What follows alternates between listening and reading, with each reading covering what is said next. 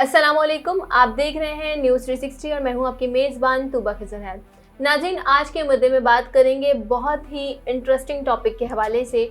और ये जो बात है ये बहुत बड़ी बात है। ये की है बॉलीवुड की सबसे ज़्यादा खूबसूरत अदाकारा और मिस वर्ल्ड प्रियंका चोपड़ा ने। प्रियंका चोपड़ा ने रिसेंटली एक इंटरव्यू में कहा कि मेरे माँ बाप ने मेरे करियर के लिए अपनी प्रोफेशनल लाइफ को कुर्बान कर दिया था। लाइक मेरे जो फादर थे वो आर्मी में फिजिशियन थे, उनका अपना हॉस्पिटल था, मगर जब मैं मिस वर्ल्ड बनी और मेरे करियर का आगाज़ हुआ तो उस वक्त मेरे वालिद ने और मेरी वालदा ने मेरे करियर को प्रायोरिटी दी और वो तमाम तर चीज़ें जो वो कर रहे थे, उनकी प्रोफेशनल लाइफ जो बहुत अच्छी चल रही थी, उन तमाम तर चीज़ों को वाइंड अप किया और मेरे साथ मुंबई शिफ्ट हो गई। ये बहुत बड़ा फ़ैसला था। उन्होंने कहा कि अपने करियर के उस टाइम पर जब मुझे बहुत सारी मूवीज़ ऑफ़र हो रही थी, एड्स ऑफ़र हो रहे थे और ज़ाहिर है मैं एक स्टार बन गई थी, मैं मिस वर्ल्ड बन गई थी और ये 2000 की बात है, सन 2000 की बात है। तो उन्होंने कहा कि उस वक्त मुझे तो ये चीज़ बिल्कुल रियलाइज़ नहीं हो रही थी कि मेरे वालिदैन ने कितनी बड़ी कुर्बानी दी है मेरे लिए, और मैं उसको बहुत आराम से और बहुत ईजी चीज़ समझती थी कि ठीक है, मैं एक कामयाब अदाकारा बनने वाली हूँ तो मेरे माँ बाप मेरे साथ शिफ्ट हो रहे हैं क्योंकि ज़ाहिर है मेरी सक्सेस स्टार्ट हो गई है।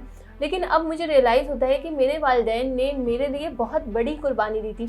नाज़रीन, आपको ये बात बताएं कि ये बात बिल्कुल फैक्ट है। जब आप अपनी ज़िंदगी में किसी एक सर्टन पैटर्न पे होते हैं या आप कामयाबी की तरफ चल रहे होते हैं और आपको पता होता है कि अब मेरी कामयाबी जो है वो 100% सिक्योर है, मैं बिल्कुल कामयाब हो जाऊंगा या हो जाऊंगी, तो उस वक्त जो लोग आपके साथ एफर्ट्स कर रहे होते हैं आप उनकी उन एफर्ट्स को नहीं देख पाते। आपको ऐसा लगता है कि मैं सक्सेसफुल हो रहा हूँ या फिर पैसा आ रहा है, तो फिर आप उस सीन में या उस सिनेरियो में आप ये सोचते हैं कि हाँ ठीक है, ये लोग मेरे साथ इस वजह से हैं क्योंकि मैं सक्सेसफुल हो रहा हूँ। लेकिन ज़िंदगी में एक वक्त ऐसा आता है जब आपको एहसास होता है, आप रियलाइज़ करते हैं कि यार नहीं, मेरी ज़िंदगी में इस शख्स ने मेरे लिए बहुत ज़्यादा कुर्बानियाँ दी हैं। एक बहुत ही खूबसूरत बात है जो कि मैं कभी कभी सोचती भी हूँ और आप भी कमेंट करके बताइएगा कि आप उस हवाले से क्या सोचते हैं। वो ये कि जब इंसान कामयाब होता है और उससे पूछा जाता है कि आप कामयाब हो गए और अगर आप मुड़कर देखें तो आप किसको कहाँ देखते हैं, तो हमेशा लोग उन लोगों को याद करते हैं जो उनके हेटर्स होते हैं, जो उनके नफ़रत करने वाले होते हैं, जो वो लोग होते हैं जो ये कहते हैं कि तुमसे कभी ना हो पाएगा या तुम कभी कर ही नहीं सकते या सकती।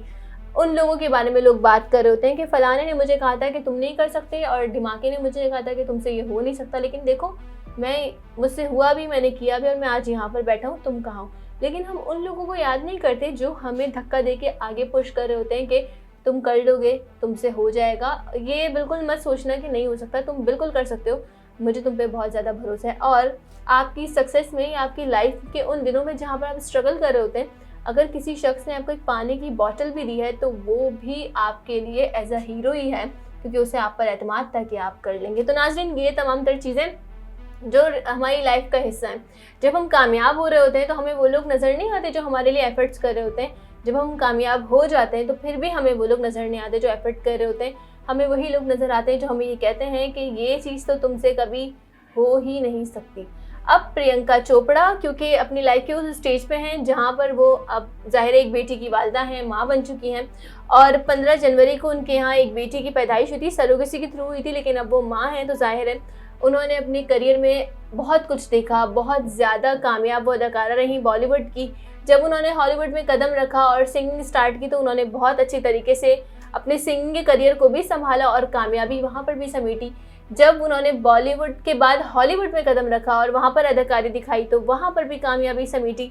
फिर उन्होंने अपनी एक ब्यूटी लाइन शुरू की जहाँ पर वो ड्राई शैम्पू वगैरह का उनका पूरा बिजनेस स्टार्टअप है, वो स्टार्ट किया, उन्होंने वहाँ कामयाबी समेटी। मतलब इतनी सक्सेसफुल खातून है वो कि आप सिर्फ सोच सकते हैं। अब जब वो इतनी सक्सेसफुल है और एक बेटी की माँ है, जब आप पेरेंट्स बनते हैं तो आपको बहुत सारी चीज़ों का एहसास होता है और फिर आप उन चीज़ों के बारे में सोचते हैं जो कि आपके वालिदैन ने किया हो। और जाहिर है जब प्रियंका चोपड़ा एक बेटी की माँ बनी है तो अब उन्हें इस बात का एहसास हो रहा है कि उनके वालिद ने और वालिदा ने उस वक्त जो उनके लिए कदम उठाया था, यानी अपना सारा घर बार सब कुछ छोड़कर उनके साथ मुंबई आ गए थे और उनके करियर में उनको सपोर्ट करने के लिए, अब उन्हें ये बात रियलाइज़ होती है और वो खुद भी इस बात को कह रही है कि भाई यहाँ पर ये बात मैं सोचती हूँ कभी कभी कि पहले मुझे लगता था कि मेरे वालिदैन ने कोई बड़ा काम नहीं किया अपना करियर छोड़ के, लेकिन आज मैं अपने करियर के उस उरूज पर हूँ कि अगर मुझे अपने बच्चों के लिए करियर छोड़ना पड़े तो ये एक बहुत बड़ा फैसला होगा मेरे लिए, क्योंकि जाहिर है आप एक पीक पर हैं।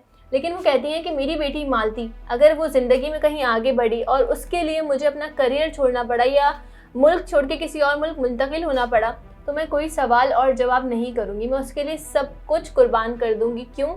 क्योंकि मेरे वालिदैन ने मेरे साथ ऐसा ही किया था और मुझे अपने वालिदैन से ये सबक मिला है कि बच्चों के लिए आप कुछ भी कर सकते हैं। और अगर मेरी बेटी किसी भी तरह से मेरा सपोर्ट चाहेगी तो मैं हमेशा फ्रंट रो में खड़ी रहूँगी अपनी बेटी को सपोर्ट करने के लिए। मैं अपनी बेटी को सपोर्ट करूँगी, सराहूँगी, अप्रिशिएट करूँगी और उसके लिए अगर मुझे करियर छोड़ना भी पड़ा तो मैं करियर भी छोड़ दूँगी। और मैं इसमें कोई चीज़ या ये नहीं सोचूंगी कि व्हाट इफ या क्या हो सकता है, नहीं, मैंने कुछ नहीं सोचना। मैंने सिर्फ सोच लिया होगा कि हाँ, करियर गया एक तरफ और मेरी बेटी इस वक्त मेरी प्रायोरिटी है, उसकी कामयाबी मेरी प्रायोरिटी है, उसके सपने मेरी प्रायोरिटी है और मैं उनको फोकस रखूँगी। अब यहाँ पर एक क्यूट बात यह है कि 2000 में जब प्रियंका चोपड़ा मिस वर्ल्ड बनी थी तो निक जॉनस कहते हैं कि मैं 7 साल का था और मैं 7 साल की उम्र में वो जो मिस वर्ल्ड की तकरीब थी वो देखने आया था।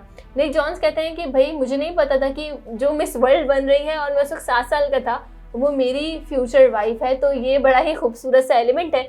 और रिसेंटली आपको याद होगा कि अंबानी फैमिली का कल्चरल सेंटर इंडिया में कायम हुआ, जिसकी बहुत सारी वीडियोस भी वायरल हुई, जिसमें बहुत सारे सेलिब्रिटीज़ ने भी शिरकत की।